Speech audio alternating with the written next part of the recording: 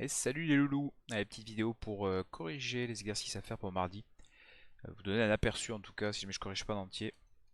Au moins les idées pour se débloquer et pas arriver complètement sec mardi. Donc le premier exercice, le 55. Vous avez vu déjà, petit mise de copier-coller, j'avais pris le 50, voilà, je fais de la merde, donc j'ai fait un gros pâté. Le 55 c'était savoir si les normes 2173 et 1961 sont promis entre eux. Donc pour ce faire, il faut trouver le PGCD et prouver que le PGCD c'est 1. Et comment trouver un PGCD entre deux nombres? L'algorithme de Glide est parfaitement adapté. Donc on va le commencer comme ceci en écrivant que... Alors oui, pardon pour l'écriture d'enfant de CP, mais pour l'instant j'ai pas encore bien calibré la façon d'écrire. Donc j'écris 2173 égale division euclidienne par 1961.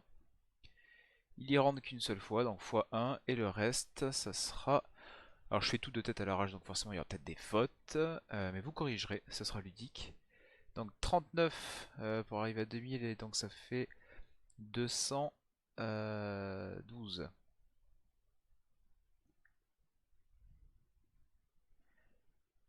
Donc si je rajoute 212 à 1961, je trouve bien 2173. Ensuite, comment est-ce qu'on déroule l'algorithme d'Euclide? Eh bien, le nombre qui est ici, le diviseur devient le dividende, je crois que c'est comme ça que ça s'appelle,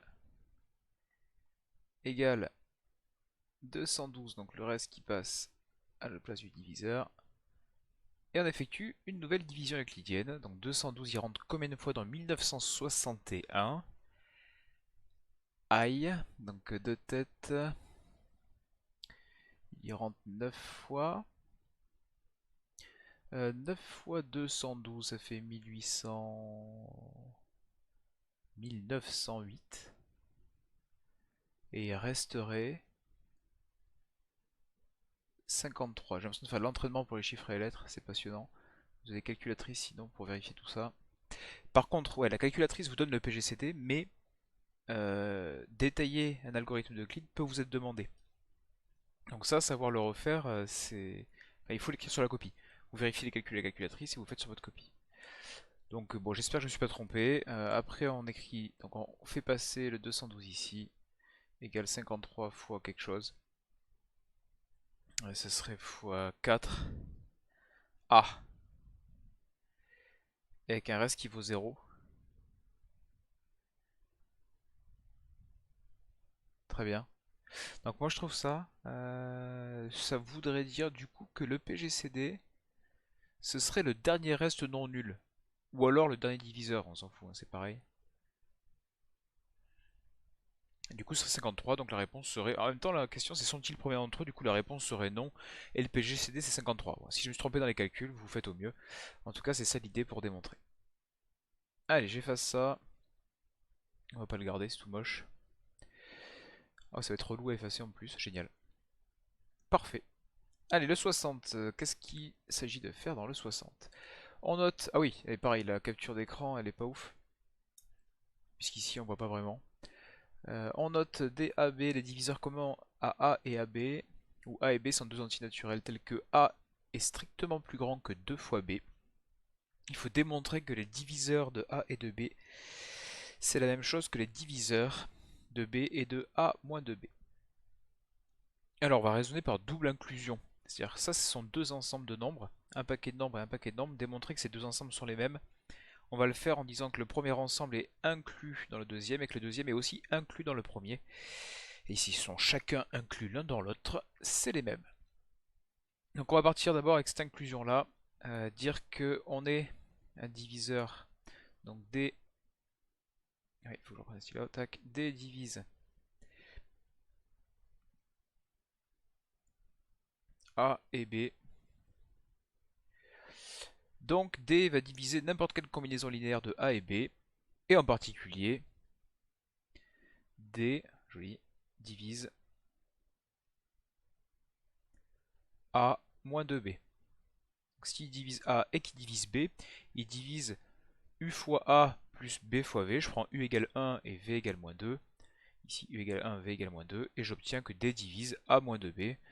Et donc, si jamais il divise à la fois A et B, il divise B. Il divise A moins 2B. Et donc, on obtient cette inclusion-là. Donc, l'ensemble des diviseurs de A et de B, c'est inclus dans l'ensemble des diviseurs de B et A moins 2B. Dans l'autre sens, si D divise donc un nombre, n'importe lequel, j'appelle D à chaque fois, bon, peut-être pas très heureux parce que c'est pas le même, hein, mais c'est un D quelconque. Si D divise B et A moins 2B, alors D divise n'importe quelle combinaison linéaire entre les deux. Et ce que je vais prendre, c'est que je vais prendre A moins 2B, donc il divise lui. Ah, j'ai oublié. On va effacer ça, sinon c'est tout moche. Alors D divise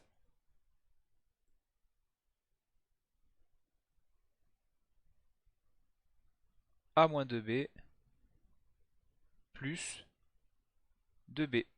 Donc je prends une fois A moins 2B, une fois A moins 2B plus 2 fois B. Et sauf que A moins 2B plus 2B, c'est rien d'autre que A. Mais ça veut dire donc que D divise A et D divise B. Donc que l'ensemble des diviseurs de B et de A moins 2B est inclus dans l'ensemble des diviseurs de A et de B. Et par double inclusion, on a donc que les deux ensembles sont les mêmes. Voilà pour l'exercice 60. Je vais dégager le 63 en même temps, voilà. Enfin, j'ai dégagé lui. Dégager le 55 en même temps. Le 63. N est un antinaturel, on pose A égale 2n carré plus 5 et B égale n carré plus 1. Il faut démontrer que tout diviseur commun à A et B est un diviseur de 3. Encore une fois, la même propriété magique. Hein. Donc pour le 63, à savoir que si jamais un nombre divise deux nombres, il divise n'importe quelle combinaison linéaire. Donc si D divise A et D divise B, alors D va diviser une combinaison linéaire. Et ce que je vais prendre, c'est que je vais prendre une combinaison linéaire qui va dégager les n carrés. Parce qu'il m'emmerde, je sais pas qui c'est, n, ça peut être n'importe quel antinaturel. Donc on va prendre D qui divise A moins 2 fois B. Comme ça, les n carrés, 2n carré ici, moins 2n carré, ça va s'enlever. Il va me rester quoi? C'est quoi A moins 2B? Eh bien c'est 2n carré plus 5 moins 2 fois B, c'est-à-dire moins 2n carré. Oh la surprise, ils vont dégager. Moins 2 du coup. Donc hop, ça s'en va et il me reste quoi? 3. Incroyable. Et donc D divise 3, comme c'était demandé dans la question 1. Question 2. Démontrer que l'équation n carré plus 1 égale 0 modulo 3, enfin est congrue à 0 modulo 3, n'a pas de solution. Alors ça on l'a déjà fait, plein de fois. On va utiliser une disjonction des cas et on va représenter ça dans un tableau de congruence. À savoir qu'on va prendre le n qui est congru à plusieurs choses modulo 3. Donc première colonne 0, 1 ou 2. Et qu'est-ce qui se passe pour n carré plus 1? Donc, magnifique tableau, hein, fait complètement à l'arrache. C'est bon, j'ai pas barré ce que j'avais fait précédemment. Donc si jamais il est congru à 0 modulo 3 le n, ben, quand je le mets au carré il est congru à 0 modulo 3. Et si jamais je rajoute 1, et bien, du coup il sera congru à 1 modulo 3.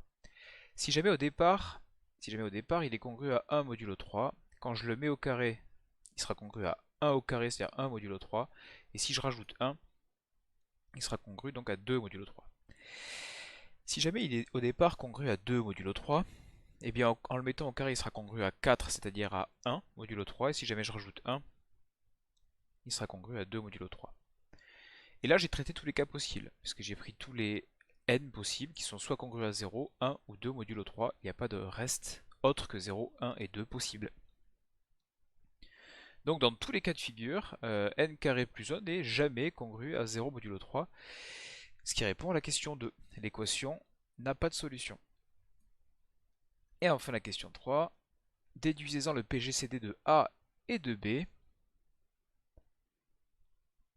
Ils sont où A et B? A il est ici et B il est là-bas. Donc on a dit quoi tout à l'heure? On a dit que si jamais on avait un diviseur commun à A et à B, d'après la question 1, c'était un diviseur de 3. Mais quels sont tous les diviseurs de 3 positifs? Les diviseurs de 3 positifs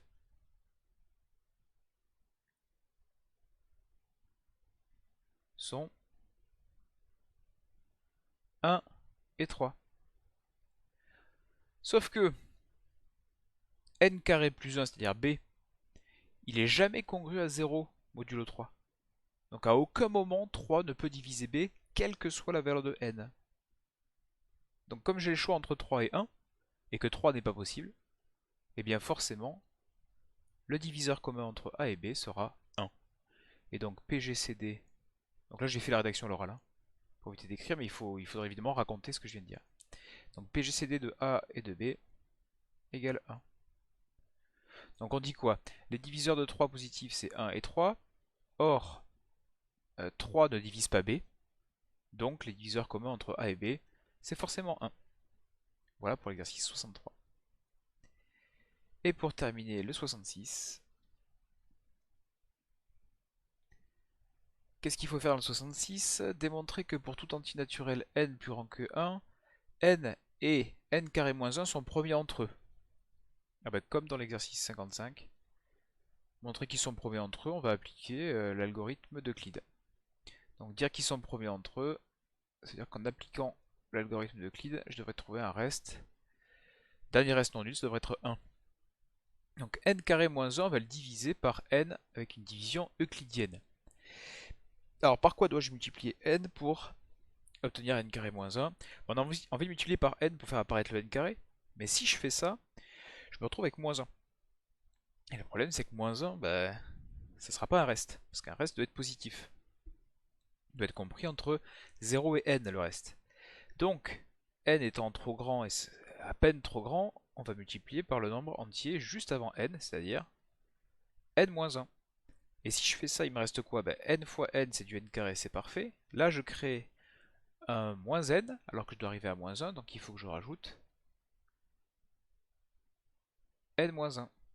Et n-1, c'est un bon reste, puisque il est compris entre n-1 est compris entre 0 et n, avec n strictement.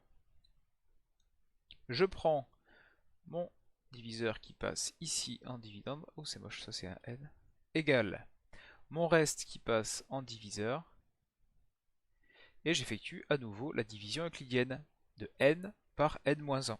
N-1 il rentre une fois dans n, et il me reste 1. Et si jamais j'effectue encore une fois la division euclidienne, il y a le n-1 qui passe ici, il est égal à une fois n-1, et il me reste 0. Et le dernier reste non nul, ou le dernier diviseur, c'est 1. Donc le PGCD de n au carré moins 1 et de n, c'est 1. Et ils sont premiers entre eux. Oui, la question c'était montrer qu'ils sont premiers entre eux. Puisque le PGCD c'est 1 par définition, ça veut dire qu'ils sont premiers entre eux. Deuxième question, déduisez-en le PGCD de n carré plus n et de n plus 1 facteur de n carré moins 1. Donc là on reconnaît n carré moins 1 ici. Et n carré plus n, c'est n facteur de n plus 1. Donc en fait on se retrouve avec les nombres n carré plus n qui n'est rien d'autre que n plus 1 fois n. Et l'autre c'est n plus 1, oh carrément il est donné quoi, n plus 1 fois n carré moins 1, qui n'est rien d'autre que lui-même, hein. Je vais le réécrire, mais c'est pour le mettre sous une forme qu'on aime bien par rapport au théorème qu'on va appliquer. C'est que là on se retrouve avec un nombre a qui vaut ça, un nombre b qui vaut ça, avec ici un diviseur commun qui serait n plus 1, et en plus n et n carré moins 1 sont premiers entre eux. Donc avec n et n carré moins 1 premier. Ah dommage, j'ai plus de place entre eux. D'ailleurs j'écris hors cadre, désolé. est marqué premier.